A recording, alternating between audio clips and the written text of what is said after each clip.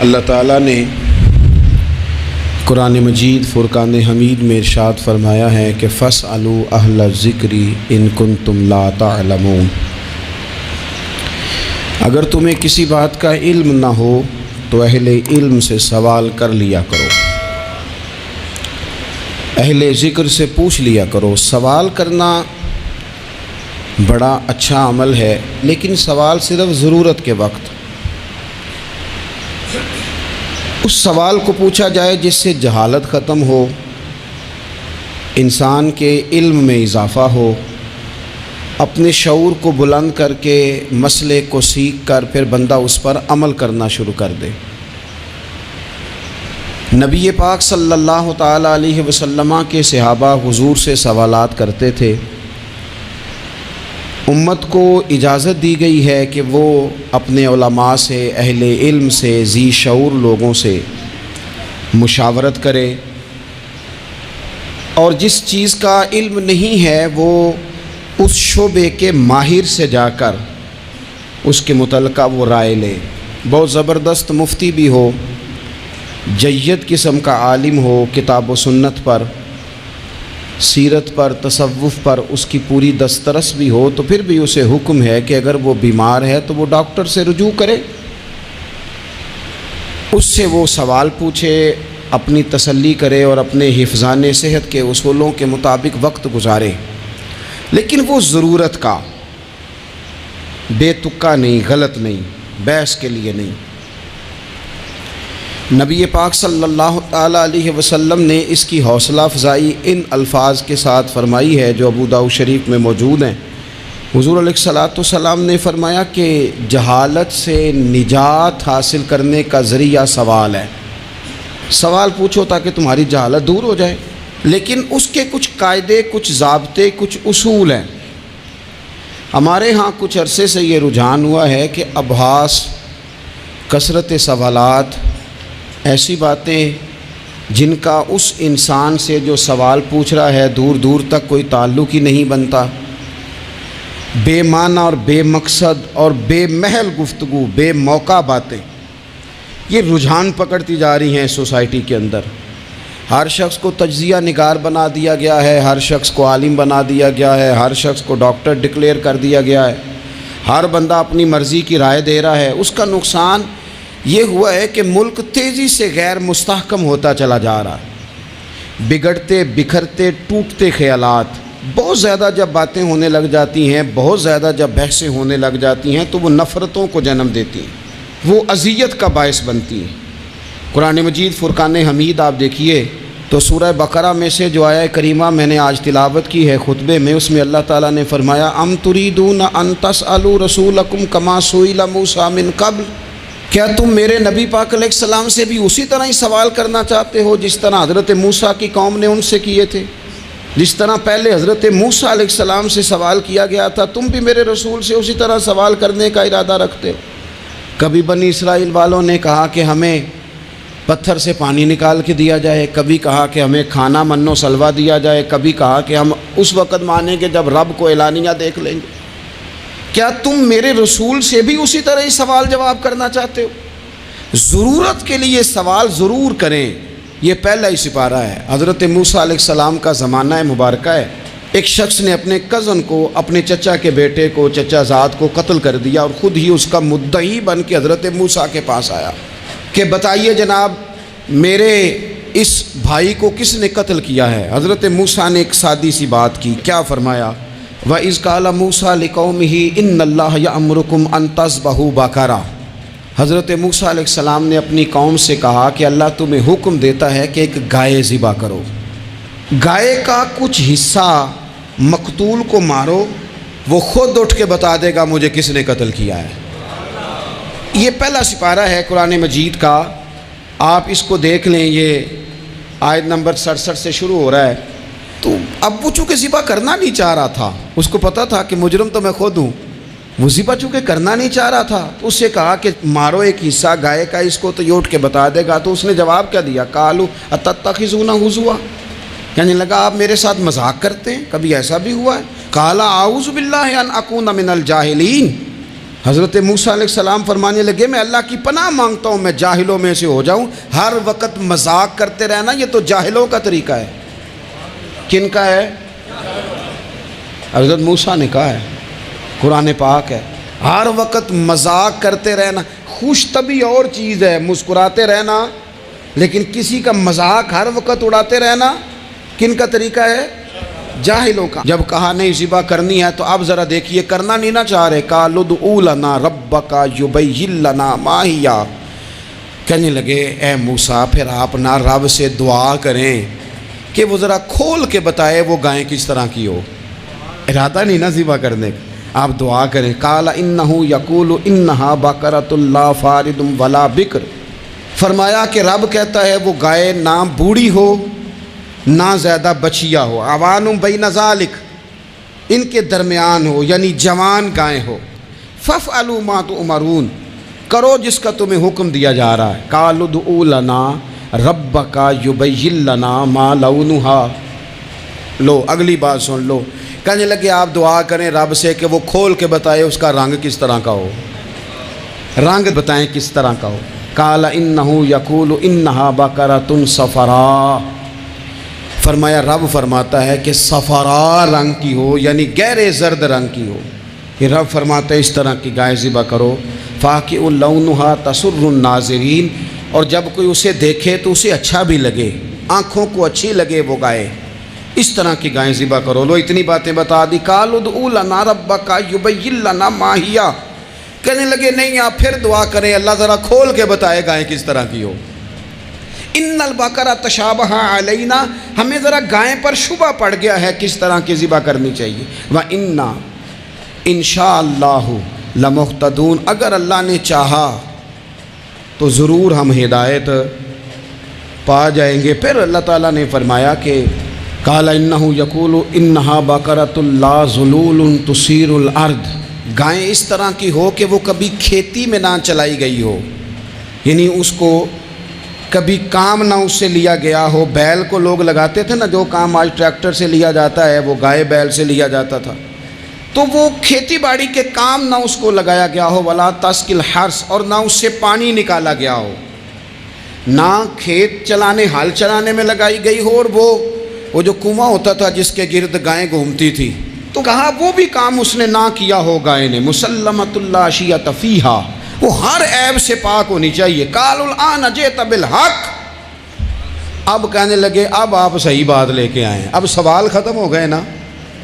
کہنے لگے اب آپ بات فذبحوہا، انہوں نے ذبح کر دی. وما کادوا یفعلون، پر ایسا کرتے نظر آتے، لگتا نہیں تھا کریں گے ذبح پر ذبح.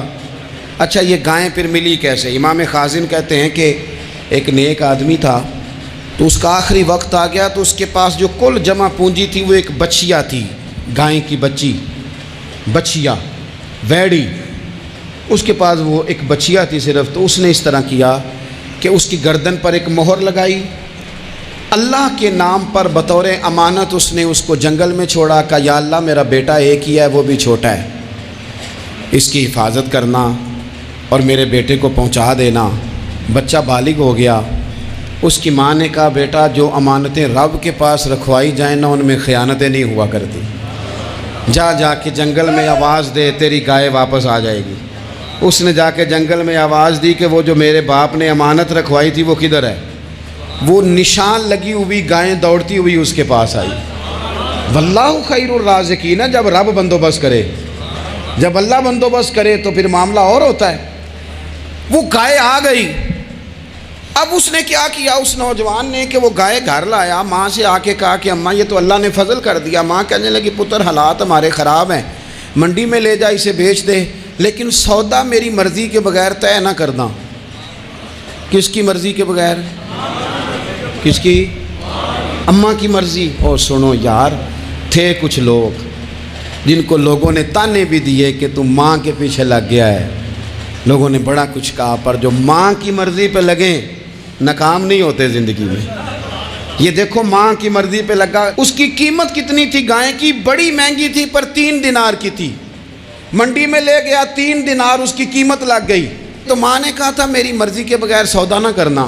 اب بچے تو نہیں نا مانتے، اماں کو کیا پتا باہر بزنس کیا ہے، لین دین کیا ہے، پر ماں نے کہا تھا میری مرضی، بندہ دے رہا ہے اسے 3 دینار، اس نے کہا جی میں نے طے تب کرنا ہے، ڈن تب کرنا ہے، پہلے اماں سے پوچھنا ہے۔ گھر جا کے اماں سے پوچھا، اماں کہنے لگی دے دے، واپس آیا تو اس نے کہا کہ میں 6 دینار دیتا ہوں پر میری شرط ہے، ماں سے نہیں پوچھنا۔ اس نے کہا تو 12 بھی دے، ڈن تب بھی ہونا ہے جب اماں نے کہنا ہے۔ وہ جب اس طرح کی اس نے گفتگو کی، واپس اپنی والدہ کے پاس گئے، کہنے لگے اماں سمجھ نہیں آتی، 3 دینار کی گائیں بندہ 12 میں خریدنے کو تیار ہے، شرط لگاتا ہے کہ اماں سے نہیں پوچھنا۔ تو والدہ کہنے لگی پتر پہلے اس سے جا کے پوچھ کیا وہ ہے کون، یہ کوئی روحانی معاملہ ہے، کوئی غیبی مدد ہے، پوچھ۔ اس سے جا کے پوچھا تو وہ کہنے لگا میں تو فرشتہ ہوں اللہ کا، تو نے گائیں بیچنی نہیں، اس لیے کہ تیرا باپ بھی نیک ہے، تیری ماں بھی نیک ہے، رب تیرے رزق میں برکت پیدا فرمانا چاہتا ہے، ماں باپ نیک ہونا رزق میں برکت ہو جاتی ہے، ماں باپ نیک ہوں ان کی صالحیت کا اثر پہنچتا ہے بچوں تک، رزق حلال کما کے لانے والے ہوں تو گھر میں برکت ہوتی ہے۔ جا کے کہا کہ تیرے ماں باپ نیک تھے، اسے نہ بیچنا گائے کو، تو کیا کریں؟ کہنے لگے بنی اسرائیل والے سوال کر کر کے خود مشکل میں آ گئے۔ اب وہ ایسی گائے جو جوان بھی ہو، یہاں تو ہر غریب آدمی اپنی گائیں یہاں لگا دیتا ہے، کھیتی باڑی میں یہاں لگا دیتا ہے، کنویں میں پانی نکالنے میں تو یہاں تو ہر ایک کی گائیں، تو ایسی گائیں جس کا رنگ بھی اتنا پیارا ہو، زیادہ بوڑھی زیادہ بچی بھی نہ ہو اور ابھی تک کھیت میں بھی نہ لگی ہو، وہ سوائے تیرے کہیں نہیں ہے۔ اس نے کہا چل پھر مہربانی کر بتا میں کتنے کو دوں گائیں، اگر وہ آ جائیں تو کتنے کو بیچنی ہے؟ اسے کہنا کوئی نہیں، ریٹ تو زیادہ کرنا ہی نہیں، ان سے کہنا گائے کے اندر سے گوشت نکال دیں اور جتنا گوشت ہے اتنے پیسے بھر دیں، اس کی کھلڑی بھر دیں۔ اب وہ بنی اسرائیل والے ڈھونڈتے پہنچ گئے، کہا جناب گائیں 3 دینار کی 6 لے لو۔ اس نے کہا نہ بھائی، ذبح کروں گا، گوشت نکالوں گا، جتنا وزن گوشت کا اتنے پیسے بھرو گے کھال میں تو پھر گائے تمہیں ملے گی۔ اب مجبور تھے، کیا کرتے؟ ابن کثیر حدیث لائے ہیں، امام سیوطی نے در منصور میں بھی لکھی ہے، نبی پاک صلی اللہ علیہ وسلم نے فرمایا سنو جوانوں اور اسے دل کی تختی پہ لکھو، نبی پاک علیہ السلام نے فرمایا اگر بنی اسرائیل والے زیادہ سوال نہ کرتے تو اتنی مشکل کا شکار نہ ہوتے۔ انہوں نے سوال اتنے کیے کہ چارہ نہیں ہے اب ان کے لیے، چارہ نہیں ہے اب ان کے لیے کہ یہ ادھر ادھر جا سکے، مجبوری بن گئی، یہی گائے خریدنی ہے، یہی لے جانی ہے۔ اب اتنا سارا مال جمع کر کے وہ گائے خریدی، ذبح کی، تو مقتول کو جب اس کا ایک حصہ مارا تو اس نے اٹھ کے کہہ دیا یہ جو مدعی بنا ہوا ہے نا، یہی تو میرا قاتل ہے، یہی تو میرا قاتل ہے، یہی تو ہے اس نے یہ سارا کام کیا ہے۔ تو زیادہ سوالات کرنا، بہت زیادہ سوالات کرنا، ہر وقت بحث میں رہنا، نبی پاک صلی اللہ تعالی علیہ وسلم نے منع فرمایا، اور میرے رسول پاک علیہ السلام نے فرمایا یاد رکھو 3 چیزوں سے ہمیشہ بچو، بخاری مسلم میں موجود ہے۔ ایک تو فرمایا کثرت کیلو کال سے بچو، زیادہ بحثیں نہ کرو، اور دوسرا حضور علیہ السلام نے فرمایا مال کو ضائع کرنے سے بچو، اور تیسرا فرمایا زیادہ سوال نہ کیا کرو، زیادہ سوال نہ کیا کرو۔ ایک مقام پہ نبی پاک علیہ السلام نے فرمایا حج فرض ہے، ایک صاحب نے اٹھ کے پوچھا حضور ہر سال؟ حضور خاموش ہو گئے۔ پھر پوچھا حضور ہر سال؟ سرکار خاموش ہو گئے۔ تیسری بار پھر پوچھا حضور ہر سال؟ نبی پاک علیہ السلام نے فرمایا زیادہ سوال نہ کیا کرو، میرے منہ سے نکل جاتا نا ہر سال فرض ہے تو رب نے ہر سال فرض کر دینا تھا، تمہارے لیے مشکل ہوتی۔ اور فرمایا جس چیز کے لیے میں تمہیں حکم دوں وہ کر دیا کرو، اور جس چیز میں تمہیں آزاد کر دوں اس میں آزاد ہو جایا کرو، زیادہ باریکیوں میں نہ جایا کرو۔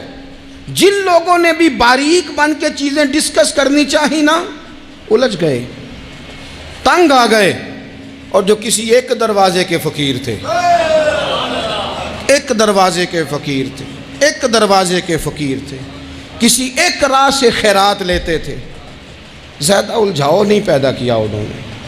میں کہہ چکا ہوں علم حاصل کرنے کے لیے سوال ضرور کریں، لیکن بحث کے لیے اور الجھاؤ پیدا کرنے کے لیے، نئی سے نئی راہ تلاش کرنے کے لیے، یہ بات درست نہیں ہے۔ بلکہ بخاری مسلم میں ایک حدیث ہے جس کو پڑھ کے انسان بار بار سوچنے پہ مجبور ہو جاتا ہے کہ اس طرح بھی ہوتا ہے۔ حضرت انس بن مالک رضی اللہ تعالیٰ عنہ ارشاد فرماتے ہیں، ہم سب حضور کی بارگاہ میں بیٹھے تھے، بخاری مسلم ہے، نبی پاک علیہ السلام تشریف فرما تھے، حضور کی عادت مبارکہ تھی جہاں موقع آیا حضور بیٹھ گئے۔ حضور زمین پہ جلوہ فراز تھے، صحابہ کرام نے سوال پوچھنے شروع کیے، یہ بھی بتائیں، یہ بھی بتائیں۔ کچھ نوجوان تھے، انہوں نے کچھ سوالات شروع کیے، انہوں نے بہت زیادہ سوالات کیے کثرت سے۔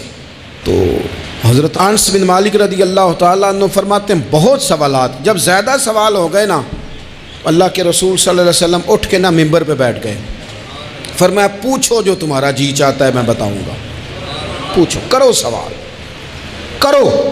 ایک شخص نے اٹھ کے عرض کی، یا رسول اللہ میرا باپ کون ہے؟ فرمایا حذیفہ۔ دو لوگ اور اٹھے، یا رسول اللہ ہمیں لوگ تانے دیتے ہمارا باپ۔ فرمایا تمہارا باپ وہی ہے جس کی طرف تم منسوب ہو، اسی باپ کی جائز اولاد ہو۔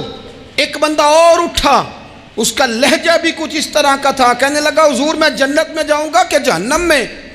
کئی دفعہ نا چیزیں راز میں رہیں تو وہ ٹھیک رہتی ہیں، لیکن جن کو راز کھولنے کا شوق ہو ان کے اپنے بھی کھل جایا کرتے ہیں، ان کے کھل جاتے ہیں، پھر وہ تکلیف میں آتے ہیں۔ یہ یاد رکھیں، حضور میں جنت میں جاؤں گا کہ جہنم میں؟ حضرت انس بن مالک کہتے ہیں کریم بولے، مور لگنے لگی، ہم کانپنے لگے۔ حضور نے فرمایا تو جہنم میں جائے گا، دوزخی ہے تو۔ بس جب وہ سناٹا چھا گیا، اب ڈر تھا کہ کچھ اور باتیں نہ، یہ کثرت سوالات کی وجہ سے حضور ناراض ہو گئے۔ کہتے ہیں فٹافٹ حضرت عمر اٹھے، فٹافٹ، اور کوئی معافی نہیں مانگی، کوئی بات نہیں کی۔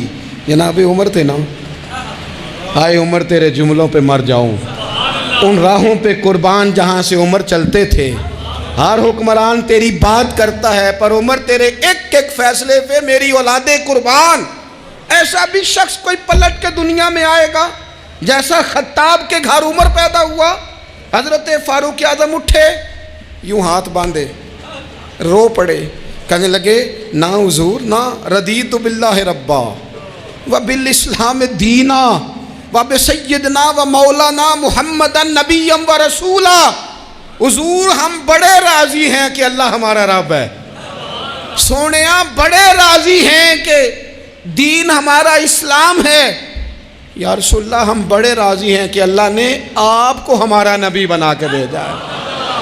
حضور بڑے، یوں ہاتھ باندھے، نہ ساڈا بولیا چولیا معاف کری، غلطی ہو گئی حضور جوانوں سے، نہیں ایسا حضور، نہ اس سے زیادہ کوئی پردہ نہ کھل جائے کہ رضیت باللہ ربا وبالاسلام دینا وبسیدنا ومولانا محمد نبی و رسولا۔ اور ضرورت کے لیے سوال ضرور پوچھا جائے، حضور پسند کرتے تھے، لیکن بحث میں الجھ جانا، ہر وقت دین کو تختہ مشق بنا لینا، ہر وقت میرا دل تڑپتا ہے، کبھی کبھی سوچتا ہوں یہ میرے نبی پاک کا دین ہے، کیا یہ صرف دنیا میں بحث کے لیے آیا ہے؟ جس کو 4 لفظ آئے اس نے میرے حضور کے دین کو ذریعہ بحث بنا لیا۔ صبح بھی بحثیں، شام بھی بحثیں۔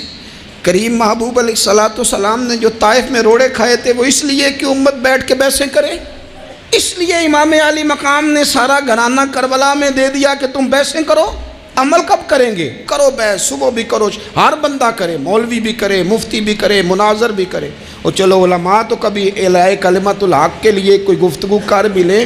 ہر چوک چراہے میں بحث، ہر جگہ مناظرہ، خدا را بلا ضرورت تو چھوڑ دیں، بلا وجہ تو چھوڑ دیں، کبھی تو مان کر چلنے کا مزاج بنا لیں، کبھی تو قبول کر لیں۔ یا رسول اللہ رضیت باللہ ربا وبالاسلام دینا وبسیدنا ومولانا محمد نبی و رسولا۔ حضور بڑے راضی ہیں کہ اللہ ہمارا رب ہے، اسلام ہمارا دین ہے، آپ ہمارے نبی ہیں۔ حضور ہم بڑے ہی راضی ہیں، ہم پر کرم نوازی ہو جائے۔ تو حضور نے فرمایا عمر بیٹھ جا، اللہ تیرے اوپر رحم فرمائے۔ عمر بیٹھ جانا، رب تیرے اوپر رحم فرمائے۔